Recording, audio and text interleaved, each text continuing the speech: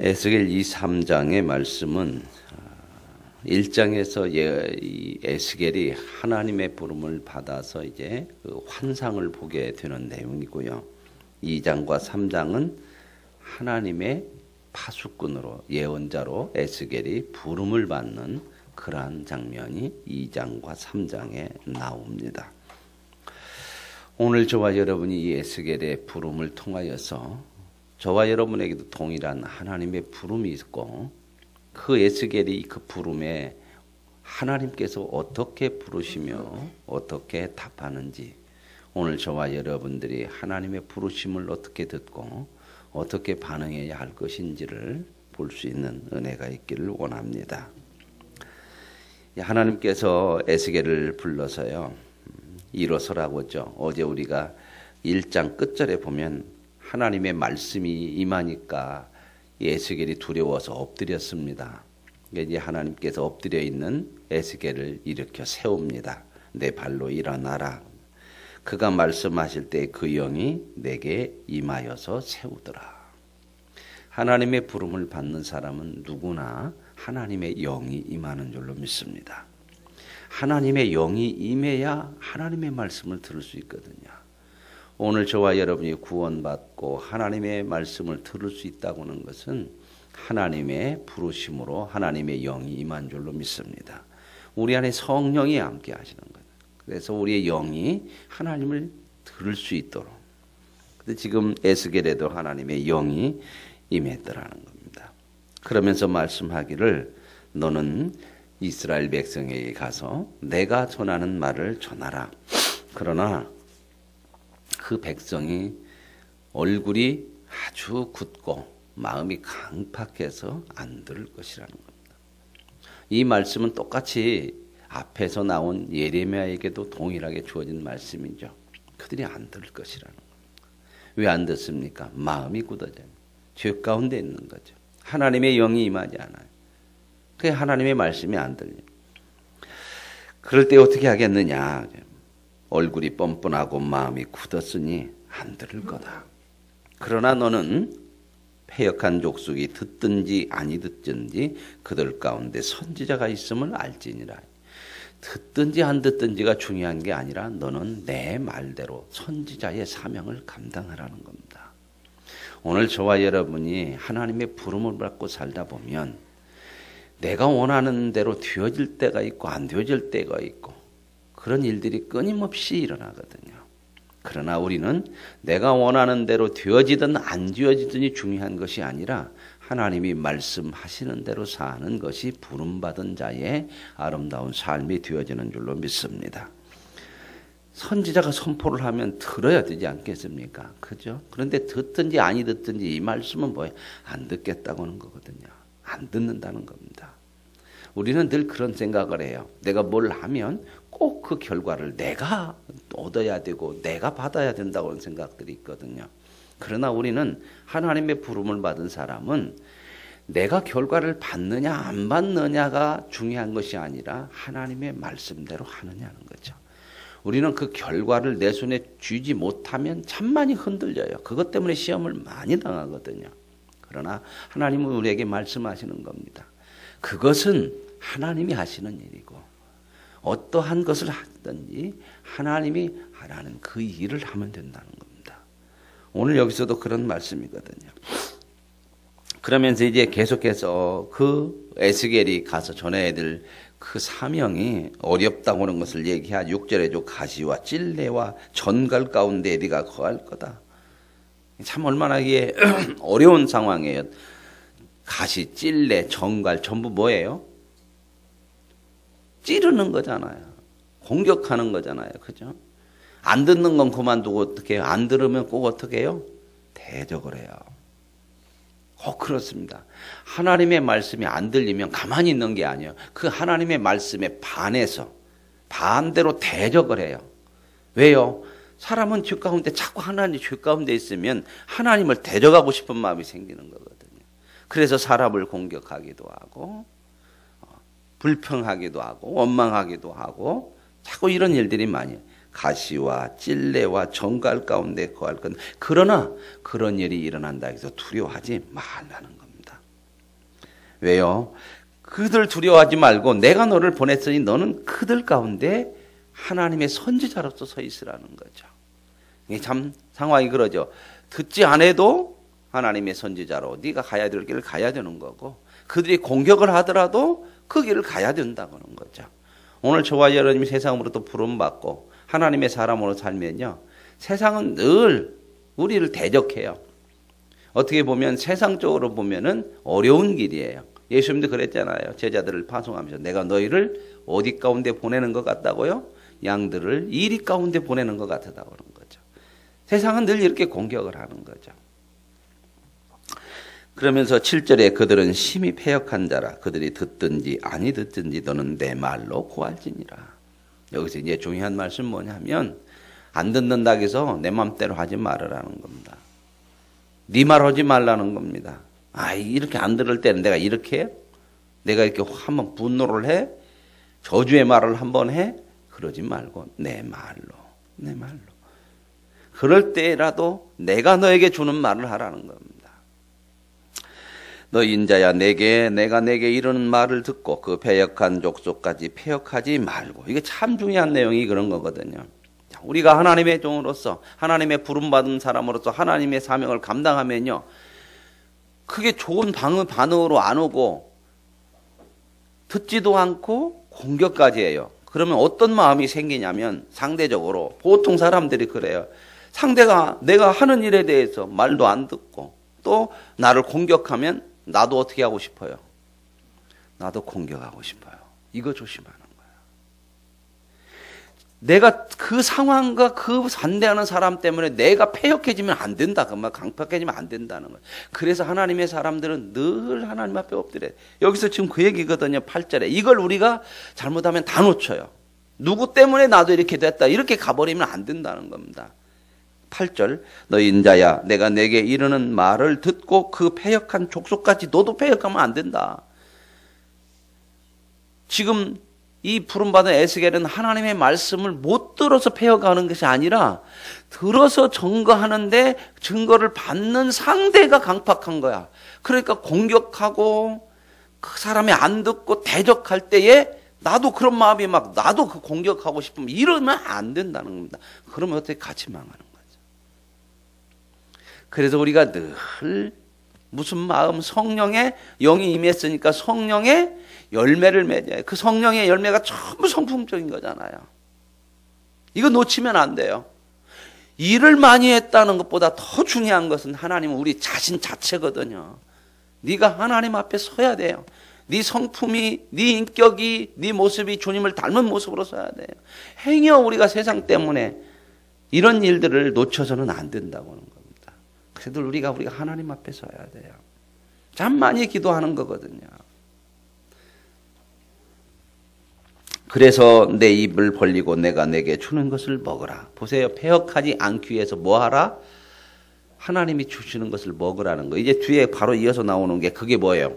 하나님의 말씀이에요. 늘 말씀을 먹어야 돼요. 말씀으로 우리의 삶을 기준 삼지 않으면 내 감정, 상황, 조건 이것들이 자꾸 우리의 삶을 기준 되려고 그러거든요. 그 자리를 치고 들어오려고 그래요. 내가 이렇게 한다고 해서 뭐가 돼? 이런 생각들이요. 저 사람들이 저렇게 나오는데 내가 이렇게 하면 나만 바보 돼? 막 이런 생각들이 끊임없이 일어나는 거거든요. 그래서 우리는 늘 하나님이 주시는 말씀을 먹으라는 거야. 말씀을 받아 먹어라. 오늘 저와 여러분의 삶에 적용해 보십시오. 이런 일들은 많이 일어나요.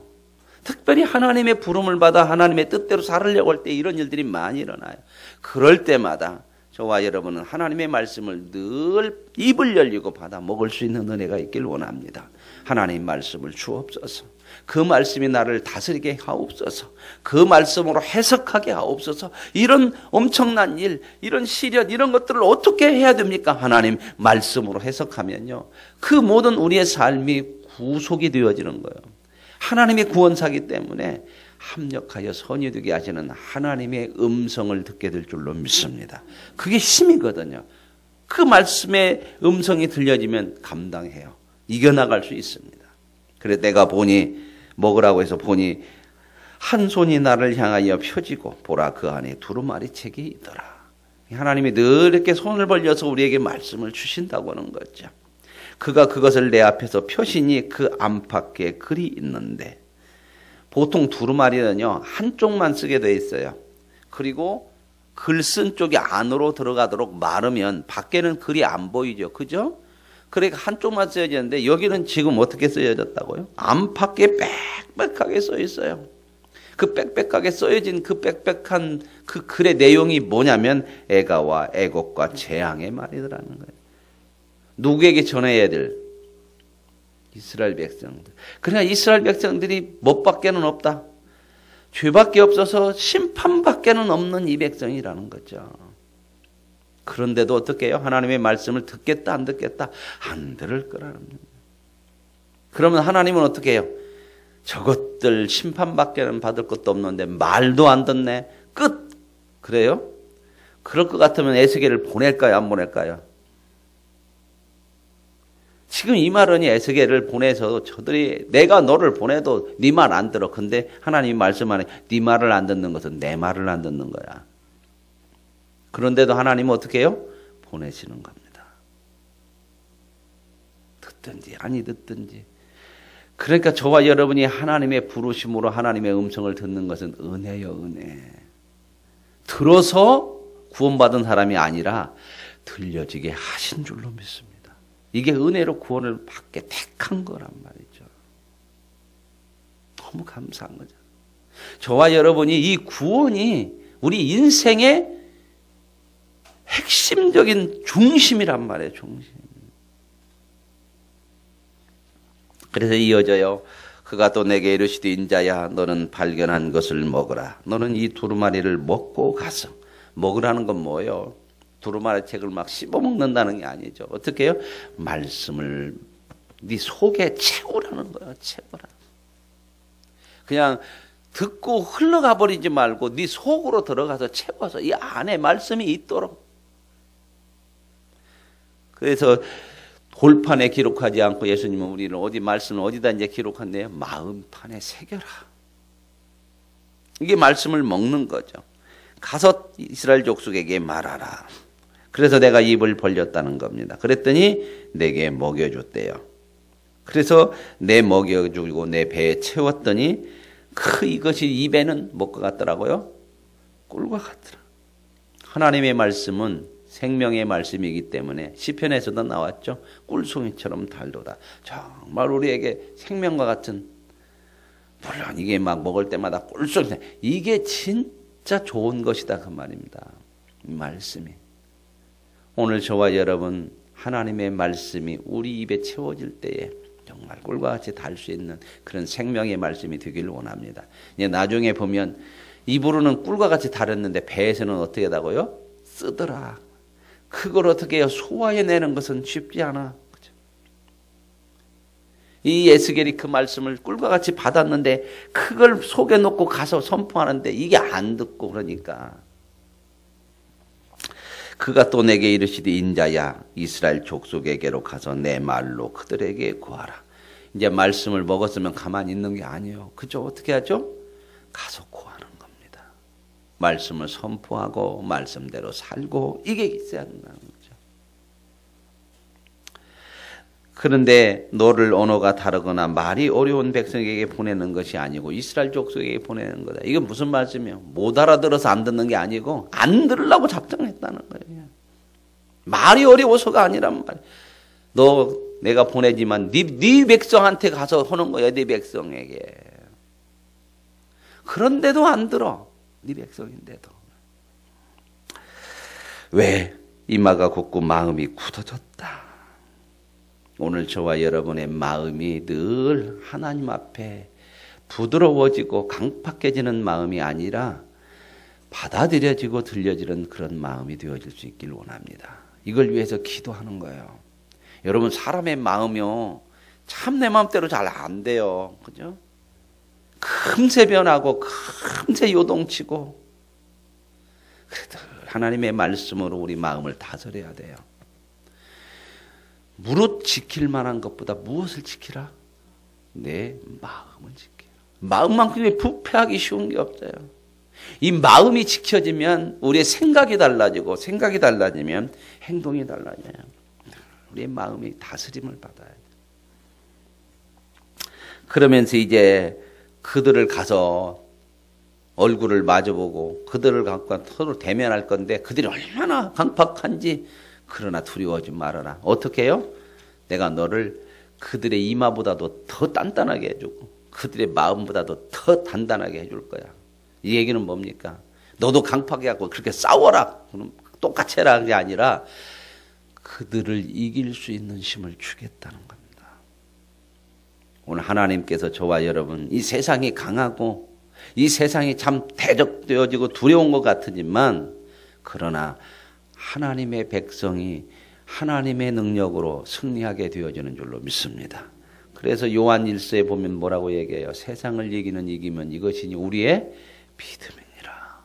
이긴다고 그랬어요 분명히. 뭘로요? 믿음으로. 그 믿음이 뭐예요? 하나님을 신뢰하는 거예요. 그분의 뜻을 신뢰하는 거죠. 그래서 뭐라고 인자야 내가 내게 이른 모든 말을 너는 마음으로 받으며 귀로 듣고 아까 이제 배 먹으라고 안에 배에다 넣으라고 그러잖아요. 근데 이게 뭐예요? 마음으로 받고 귀로 듣고. 그래서 이 책에 사로잡힌 민족에게 가서 얘기하는데 또 얘기가 나와. 듣든지 아니 듣든지 그들에게 대해서 네가 반응하지 말고 부름받은 자는 상황에 반응하는 것이 아니라 나에게 반응하라. 내가 불렀으니까 나에게 반응하는 거란 말입니다. 신앙은 뭐냐? 우리가 믿음을 하나님으로부터 부름받고 믿음 생활을 하는데 이게 이제 보냄받은 거다냐. 우리의 삶의 현장, 가정, 직장, 내 어떤 삶의 자리로 부름을 받아서 보냄을 받았거든요. 그랬을 때 어떻게 해야 되느냐 하면 그 상황, 조건, 여건, 사람 이것 때문에 우리는 신앙이 다 이렇게 무너질 때가 너무 많은데 그게 아니다. 너는 내게 반응하는 사람이 되라는 거야. 내가 보냈지 않느냐. 내가 불렀다. 상황이 어쩌든 내게 반응해라. 내가 전하는 거 전하고 안 듣는다? 그런다 해서 낙심하지 말아라. 내가 보냈으니 내게 반응해서 전하라는 거 하는 거라는 겁니다. 이제 뒤에 가서도 이제 악인에게 의인에게 전할 때에 그 책임을 또 예수님이 분명하게 하나님이 물어요. 에스겔에게 네가 가서 내가 허라는 대로 깨우쳤으면 그 사람이 안 돌아오면 너에게는 잘못이 없어. 그러나 네가 이 일을 안고 그 사람이 안 돌아오면 책임을 너에게 묻겠다. 지금 그 말씀하는 거거든요. 그래서 지금 그 말씀을 듣든지 아니 듣든지 오늘 저와 여러분 때로는 이런 상황들이 답답한 상황들이 많이 있을 수 있어요. 우리 삶 속에서. 절대 믿음의 생활이 그냥 예수 믿었더니 형통하고 모든 것이 다 잘 돼. 이렇게 얘기하면 안 돼요. 이건 거짓말입니다. 거짓말이에요. 오늘도 제 책상에 이렇게 보니까 편지 한 통이 이렇게 와 있더라고요. 어디냐면 여기 익산교회라고 써가지고 신천지가 보냈더라고. 신천지가 지금 어디가 익산에 어딨냐면 익산에다가 교회를 질라고다가 반대해서 취소가 됐잖아요. 그랬더니 구 경찰서 앞쪽에 큰 예식장이 옛날에 있었어요. 그 안쪽에 길 건너 지금 삼성생명 뒤쪽인가 보면 그게 뭔 예식장이요? 예? 오케이. 그렇게 낡아가지고 안 가는데 그걸 사가지고 리모델링 해가지고 못 지니까 건축가가 안 나니까 리모델링 하고 거기다가 신천지를 만들어 놨어요. 그래가지고 이제 편지를 보냈는데 뭐라고 그러냐면 요한계시록. 그 요한계시록 갖고 그냥 그 요한계시록에 뭐 이렇게 나왔더라고. 두 가지 딱 그림을 보냈고 하나는 신천지가 얘기하는 거예요. 하나는 일반 목사님이 얘기하는 거예요. 목사님이 얘기하는 그 강대상이 어두컴컴해요. 꼭 막 뭐 귀신 나올 것 같은 그런 거 어두컴컴하게 해놓고 신천지 이제 사역자가 얘기하는 데는 옷도 막 깨끗하게 입었대. 하얀 옷을 막 그래갖고 이쁘게 해놨대. 그래갖고 그 사람들은 뭐라고 하냐면 평화의 말을 너희가 들었더라면 얼마나 좋으냐 이런 얘기를 딱 만화로 그려놨네 이렇게 해놓고 이쪽에 목사님이 일반 목사님 선포하는 것은 하나님의 심판과 저주가 있으니까 뭐 그런 말씀을 해놨어요. 그러면서 뭐라고 했냐면 요한계시록을 얼마나 다르게 해석하고 잘못 해석하냐. 왜 예수님께서 평화의 말씀을 하셨는데 목사님들은 심판의 말을 하냐? 이게 얼마나 잘못됐냐? 그래서 자손들의 미래가 없게 만들고 평화를 말하는 우리들에게는 자손들의 미래가 있는데 뭐 이렇게 해놨더라고. 언뜻 들으면은 틀린 것 같잖아요. 그죠? 여러분, 심판의 말을 하는 것이 미래가 없는 게 아니에요. 그게 미래예요. 죄악 가운데 있으면 죄악 가운데 있는 심판의 말을 해서 고쳐내서 해야지 무조건 평화의 말로, 듣기 좋은 말로. 이게 거짓 선지자거든요. 근데 이렇게 뒤집어서 얘기를 해, 뒤집어서. 이거 정신 차려야 돼요. 거기 저는 안 가봤지만, 그런데 가보면 진짜 많은 사람들이 다 뭐냐면, 새신자는 거의 없어요, 거기는. 다 교회 안에서 그래도 열심히 했다는 장로, 권사, 집사, 이게 수두룩하게 있다는 거예요, 거기에. 여기 가까운 여구 교회. 뭐 은성교인가요? 거기도 장로님 부인 둘이라 그랬잖아. 권사들이. 신천지로 갔어요. 그러면 장로가 회개해야 되는데 어떻게 하냐? 목사님을 대적하는 거야. 참 심각한 분들이에요, 이게. 이 말씀을 잘 모르면요, 참 혼란스러운 데가 많아요. 그래서 지금 여기서도 그런 말씀을 쭉 하는 거거든요.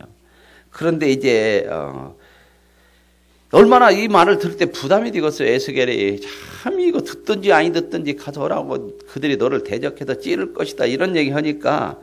그런데 14절에 보니까 주의 영이 나를 들어올려 데리고 가시는데 보십시오. 하나님이 부르실 때는 상황이 어려울지라도 하나님의 영이 저와 여러분에게 함께 하시는 줄로 믿습니다. 이걸 못 보면 넘어져요. 하나님의 영이 우리와 함께 들어올려서 데리고 가요. 그래서 내가 근심하고 분한 마음으로 가니. 그러면서도 이제 에스겔은 찝찝하죠. 막 저 백성 저것들이 왜냐, 막 분노도 일어나고 왜 그렇게 하나님 말씀 안 듣냐, 막 그런 마음도 일어나고 근심도 되고 그랬는데 보세요. 여호와의 권능이 힘있게 나를 어떻게 해요? 감동시켜서 마음을, 야, 너 그러면 안 돼. 그렇게 아까 얘기했지 않냐? 그들이 패역하다고 너도 패역해지면 안 돼. 근데 사람이 이럴 수가 있거든요. 상대가 막 이렇게 안 좋게 나오면 나도 막 그렇게 하고 싶은 마음이 있어서. 그래서 하나님이 감동을 시켜. 참 하나님 감사하죠. 저와 여러분을 늘 마음을 감동시키는 은혜가 있길 원합니다. 절대 패역해지면 안 돼요. 세상 때문에. 이는 이로, 눈은 눈으로 가면 안 돼요. 그러면 망하는 거예요. 사탄이 이렇게 우리를 전략을 쓰거든요. 자꾸 공격해서 바보가 가만히 있냐? 이렇게 자꾸 우리 마음을 건드는 거예요. 그걸 뭘로 가장 잘 건드냐? 먼심? 우리 마음속에 있는 먼심을 건드려가지고 자존심에 자존심. 자존심이 신앙의 진짜 큰 적이에요. 사람이요, 돈 문제도 아니요. 돈이 귀하지만요, 이 자존심 하나 건드리면 돈이 뭐고 소용없어. 뒤집어져 한번. 그러면 어떻게 해요? 그 다음부터는 원수야. 그래서 이 근심하고 분한 마음이 이 에스겔에게 남아있으니까 하나님께서 그를 권능으로 힘으로 잡아가지고 감동을 시켜. 오늘 저와 여러분이 권능으로 붙드시고 저와 여러분의 마음에 감동의 은혜를 주어질 수 있기를 원합니다. 그래가지고 이제 소명을 받고 갔어요. 가갖고 그 백성들이, 이스라엘 백성들이 살고 있는, 지금 어디에 바벨론 강가잖아요. 이 사람들은 1차 포로 때 잡혀온 사람들 중에 지금 에스겔은 바벨론에서 이제 예언 활동을 하고, 지금 상황은 아직 안 망했으니까 예레미야는 지금 유다에서 활동을 하고 그 시기거든요. 그래가지고 7일 동안 아무 말도 하지 말고 가만히 있었어요. 그때 하나님께서 이제 불러 7일 후에 너는 파수꾼을 세웠으니 내 입의 말을 듣고 나를 대신하여 그들을 깨우쳐라. 너는 파수꾼이다. 파수꾼은 뭐예요? 지키는 자예요. 근데 지키는 자는, 파수꾼은 뭔 말이에요? 보낸 자가 있어요. 그러면서 이제 나오는 게 18절에 악인에게 가서 너 그렇게 하면 죽는다는 심판을 말을 해라. 그게 이제 깨우치는 거예요. 네 생각대로 미흡다고 않거나 두렵다고 않거나 그러면 안 된다. 만약에 네가 안 해가지고 망하면 악인이라 할지라도 핏값을 너에게 묻는다. 그러네 이제 네가 말을 했는데도 안 들으면 그것은 그 사람의 핏값이다. 죗값이다. 그리고 나서 20절에는 의인에게 얘기하는데, 의인도 의롭게 하다가 뭔 일이 있어가지고 돌아서 버렸어, 공회에서. 그런 사람에게도 가서 얘기해라. 하나님의 말씀을 전하라. 그래서 똑같이 얘기하는 거예요. 네가 전해서 돌아오면 그가 돌아오면 그 좋고, 만약에 안 돌아오면 네가 전했다면 너는 핏값이 없지만 안 돌아오면 그 사람에게는 죗값이 있다. 그러면서 뭐라고? 의인이 이미 행한 그의 공헌은 기억할 바 아니라. 우리가 이런 생각을 하죠. 내가 옛날에 선한 거 많이 했으니까 지금은 대충 살아도 쌤쌤 치자. 그렇게 가면 안 되는 거예요. 쌤쌤 치는 거 아니에요. 오늘 하루하루를 하나님 주신 말씀대로 살아야 되는 거거든요. 그러면서 이제 하나님께서 22절 이하에 보면요, 또 델로 드리고 나가가지고 뭐라고 말하냐면요, 그 하나님이 나타나서 또 말씀을 해요. 너는 집에 들어가서 문을 닫고 있으래. 그러면 사람들이 와갖고 너를 꽁꽁 묶을 것이래. 이건 상징행위거든요. 뭔 얘기요? 앞으로 이스라엘이 이렇게 포로돼서 다 잡혀올 거야. 망할 거야. 그걸 지금 에스겔을 통해서 보여주는 거거든. 지금 이 사람들은요, 1차 포로로 잡혀온 사람들은 조금 있으면 간다고 하거든. 다 이런 생각을 갖고 있거든요. 그래서 지금 에스겔에게 너 집에 들어가서 문 닫고 있으라는 뭐예요? 포위됐다는 거, 예루살렘이. 그리고 나중에는 어떻게 해요? 들어와가지고 묶어서 포로로 끌고 간다, 그런 얘기예요. 26절에 보면요, 내 혀를 입천장에 내게 붙게 하여 내가 말 못하는 자가 할 거다. 그들을 꾸짖는 자가 되지 못하게 하느니 그들은 패역한 족속이라. 이건 뭔 말이에요? 말을 못하게 한데 이제 하나님이, 선지자에게 말을 못하게 하면 어떻게 해요? 이것도 상징행위죠. 꾸짖어봐야 안 된다, 그 얘기입니다. 꾸짖는 자가 못되게 하면 하나님이 안 돼. 그러면서 나오는 말씀이 패역한 족속이기 때문에. 이건 뭔 말이에요? 정말 말해도 안 된다, 그 얘기입니다. 그러나 내가 너와 말할 때에 내 입을 열리니 너는 그들에게 이르기를 주와의 말씀이 이러하다 하라. 들을 자는 들. 그러나 이제 또 하나님께서 말하게 한다는 겁니다. 그들이 안 듣는다고 하지 말고 내가 말하라고 할 때는 해야 되는 것이다. 그렇죠? 오늘 저와 여러분, 결과에 너무 반응하지 마시고 결과는 하나님께 맡기고, 우리가 해야 될 것은 뭐냐? 하나님께 반응하는 거예요. 하나님 말씀대로 사는 겁니다. 그럴 때 저와 여러분에게 가장 복된 하나님의 은혜가 주어지는 줄로 믿습니다. 하나님 감사합니다. 오늘 에스겔을 부르셔서 소명을 주시는데 너무 답답합니다. 그 소명을 해야 무엇할까 하는 그런 생각이 들어갈 때에, 또 그런 백성들을 볼 때에 정말 분한 마음, 격한 마음, 답답한 마음이. 그러나 하나님, 그 에스겔을 권능으로 붙잡아 주시고 감동시켜서 그들이 어떻게 하든지 듣든지 아니든지 너는 내가 보낸 자니 내게 반응해서 내가 하라는 대로 하라고 말씀하십니다. 오늘 우리에게 들려지는 말씀이 되게 하여 주셔서 우리에게 주어진 삶을 하나님의 말씀대로 사는 자가 되게 하옵소서. 예수님의 이름으로 기도합니다. 아멘.